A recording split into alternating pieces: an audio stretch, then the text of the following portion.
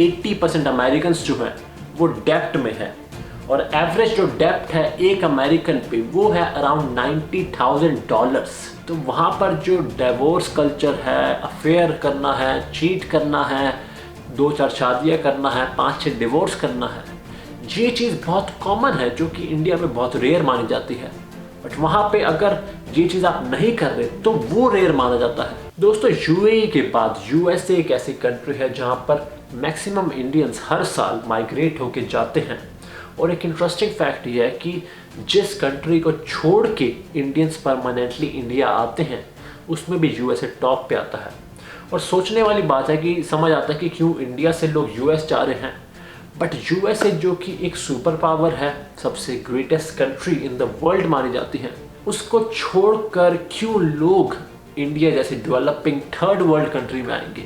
दोस्तों काफ़ी reliable reports के अकॉर्डिंग यूएसए को वर्स्ट डेवलप कंट्री माना जाता है, और काफ़ी लोग इनफैक्ट उसे सूडो डेवलप कंट्री भी मानते हैं। मतलब काफ़ी एस्पेक्ट्स में वो डेवलपिंग कंट्री से भी पीछे है, जिनके ऊपर हम बात करेंगे आज की वीडियो में।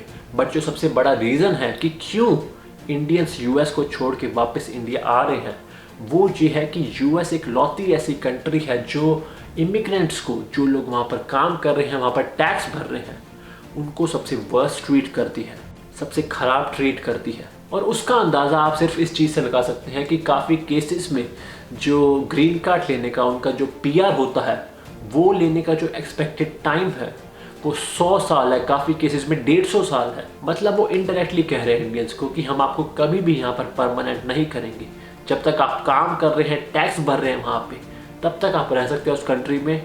जिस दिन आपकी नौकरी गई उस दिन वो आपको धक्के मार के निकाल देंगे वहाँ से। और इसके लिए दोस्तों हमें इंडियंस को ब्लेम करना पड़ेगा, क्योंकि इंडियन कम्युनिटी की जो पॉपुलेशन है यूएस में वो as compare to other nationalities बहुत ज़्यादा है। और दूसरी तरफ जो यूएस की पॉलिसीज़ है वो हर कंट्री के लिए सेम है, इक्वल है इन टर्म्स ऑफ नंबर। मतलब वो इक्वल नंबर ऑफ लोगों को हर साल पीआर देते हैं हर कंट्री में से। और पॉपुलेशन ज़्यादा होने की वजह से जो परसेंटेज है इंडियन कम्युनिटी में से जितने लोगों को पीआर मिलता है हर साल वो बहुत कम हो जाता है।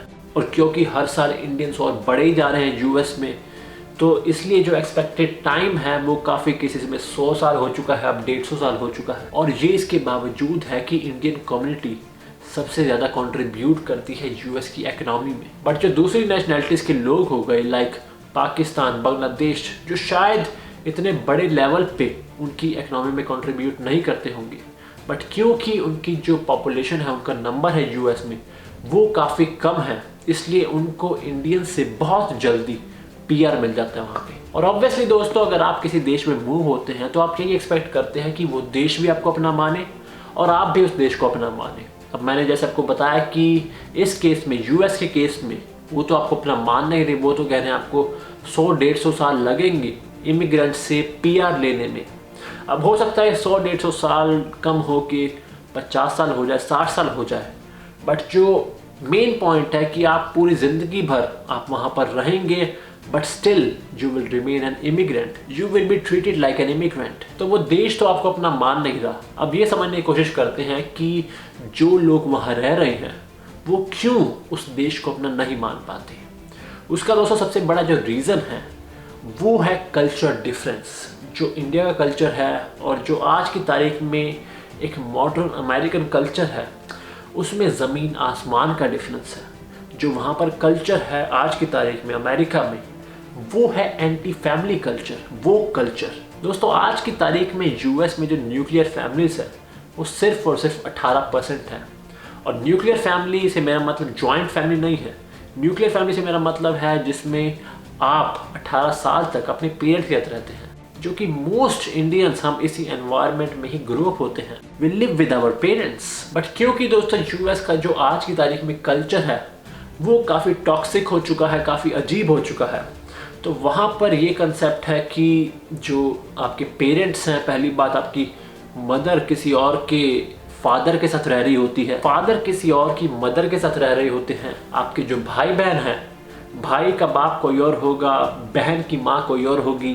तो वहाँ पर जो डिवोर्स कल्चर है, अफेयर करना है, चीट करना है, 2-4 शादियाँ करना है, 5-6 डिवोर्स करना है, ये चीज़ बहुत कॉमन है जो कि इंडिया में बहुत रेयर मानी जाती है, बट वहाँ पे अगर ये चीज़ आप नहीं कर रहे तो वो रेयर माना जाता है। और शायद आपने सुना होगा कि यूएस में पेरेंट्स से मिलने के लिए बच्चे अपॉइंटमेंट लेते हैं, और मोस्ट केसेस में वहाँ पर मदर फादर अलग रहते हैं, तो मदर के साथ अलग अपॉइंटमेंट, फादर के साथ अलग अपॉइंटमेंट लेनी पड़ती है उन्हें। तो सोचने वाली बात है, अगर कोई बंदा ऐसे एनवायरनमेंट में ग्रो अप होगा, रहेगा, या किसी के बच्चे अगर ऐसे एनवायरनमेंट में ग्रो अप होंगे, वो इंडियन कल्चर की जगह इस कल्चर को फॉलो करेंगे, तो उनकी जो मेंटल स्टेट है वो कितनी बुरी तरह इफेक्ट होगी। और इनफैक्ट दोस्तों यही रीज़न है कि यूएस जैसी कंट्री में जो एक वर्ल्ड पावर है, सुपर पावर है, वहाँ पर जो टीनेजर्स है आज की तारीख में, जो ऐसे एनवायरनमेंट पे ग्रो अप होते हैं, या जो यंग एडल्ट्स हैं, वो सबसे ज़्यादा डिप्रेशन से सफ़र कर रहे हैं।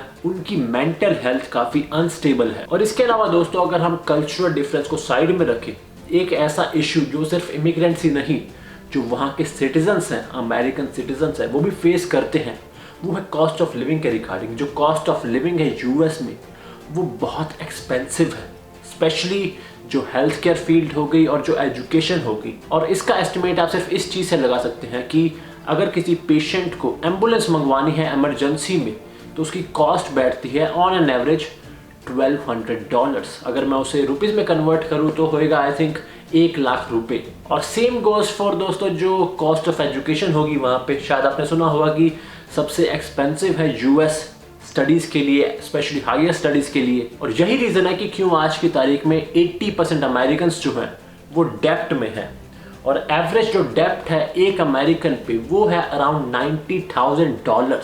और ये मैं एक एवरेज अमेरिकन की बात कर रहा हूँ जो सिर्फ और सिर्फ बेसिक फैसिलिटीज़ को एक्सेस करने के लिए ही $90,000 के डेप्ट में है। और जैसा कि दोस्तों मैंने आपको बताया, जो हेल्थ केयर सिस्टम है वो एक्सपेंसिव तो है ही, बट इसके अलावा इट्स ऑल्सो बिलो एवरेज।